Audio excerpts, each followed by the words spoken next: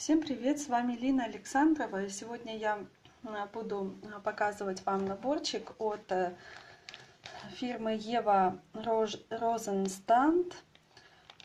Вот такой вот замечательный набор, называется он «Дети у камина».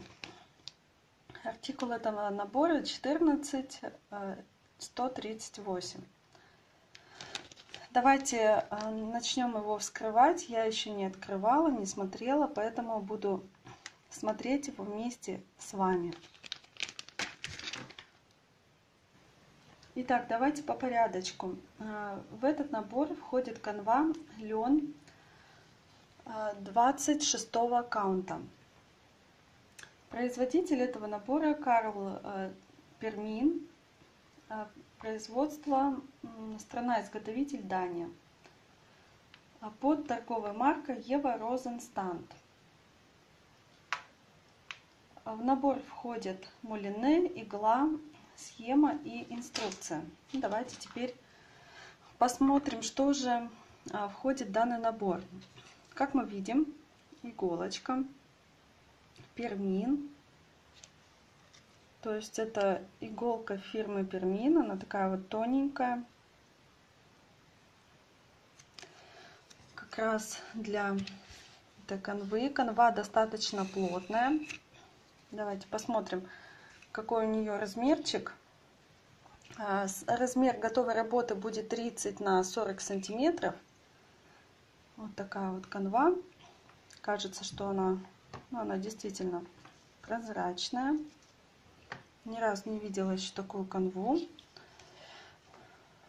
Действительно, девочки, она по цвету чем-то напоминает марлю и, наверное, по прозрачности тоже похожа на марлю, но она такая вот плотненькая.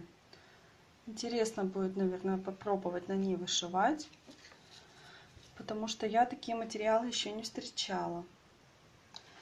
Итак, далее здесь у нас располагаются ниточки. Вот на таких планшеточках, посмотрите. Такие планшетки, по-моему, Марии Искусницы есть, если я не ошибаюсь, но я еще с таких планшеток не вышивала. Все говорят, что это очень удобно. Посмотрите, какая палитра ниток.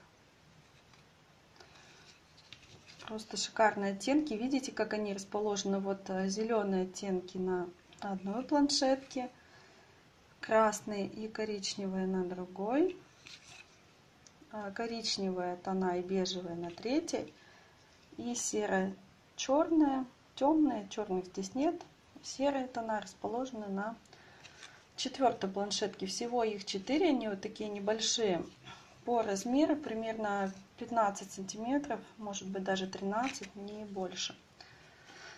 И здесь ниточки у нас более прикреплялись вот к такому картону, вот это вот проволочкой. Вот как-то так решил производитель, хотя непонятно для чего. Завязаны они вот такой узелочек, сейчас я не буду распутывать, потому что пока не планирую приступать к этому набору, во всяком случае, в ближайшее время. И давайте посмотрим схему.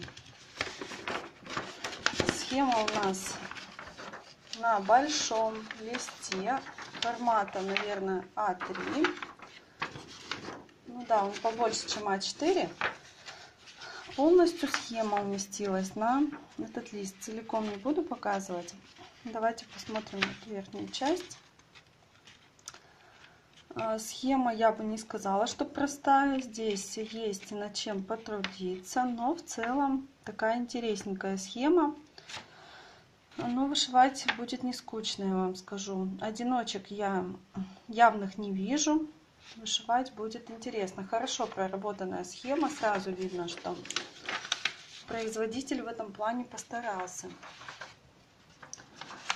И сейчас посмотрим, где же здесь располагается ключ. Где же располагается ключ? Так, ну по всей видимости, вот он ключ, вот значки. Давайте, например, вот треугольничек найдем, да? Так, сейчас вам покажу поближе. Так вот. Вот, например, я нашла черный треугольник. Вот он на ключе. Номер 2. Давайте посмотрим номер 2. Номер 2. Какой же это цвет? Это будет у нас цвет темно-зеленый. Ну-ка, сравним. Да, здесь как раз идут веточки. Ну, видимо, все верно. Давайте еще что-то найдем для правильности понимания, как здесь искать цвета. Например, в подсвечнике, да, вот такой знак процента. Сейчас поищем его на ключе. Вот он, 26-й, да. Возьмем ниточки и найдем на планшетке 26-й цвет. Да, желтый цвет. Значит, вот он, 26-й, все верно. То есть находим значок на схеме, ищем его в ключе и уже по номеру значка сопоставляем с номером ниток на планшетке и вышиваем. Так, единственное, осталось выяснить, во сколько же ниточек вышивается этот сюжет. Судя по всему, в 2 ниточки, потому что здесь вот мы видим. Так, возьму карандашик поярче. Вот здесь у нас. Итак, выясняли мы, во сколько же ниточек вышивается этот процесс. Вышивается, по всей видимости, все в 2 ниточки, потому что на русском языке здесь нет инструкции, но можно догадаться. Например, на английском написано work with split yarn 2 strands. 2 ниточки. И вот здесь также рисунок из 6 ниточек выделено 2. Одето на иголочку. Ну вот, наверное, здесь больше особо сказать нечего. Еще производитель нам нарисовал значки. Вот они здесь внизу. При 40 градусов можно стирать, гладить при температуре не более 150 градусов. То есть на утюге это будет 2. Используется также здесь бэкстич. Наверное, здесь, да, для бэкстича. Так, ну да, есть он, есть в достаточно таком неплохом объеме. В достаточном объеме, видите, на камине очень много бэка. Единственное, выяснить осталось, каким цветом этот бэкстич вышивается. Но вот пока из того, что я смотрю, учитывая, что нет инструкции на русском языке, очень сложно разобраться, но бэк вышивается в 1 ниточку. Это мы на схеме здесь вот можем разглядеть. Вот здесь вышивается в 1 нитку.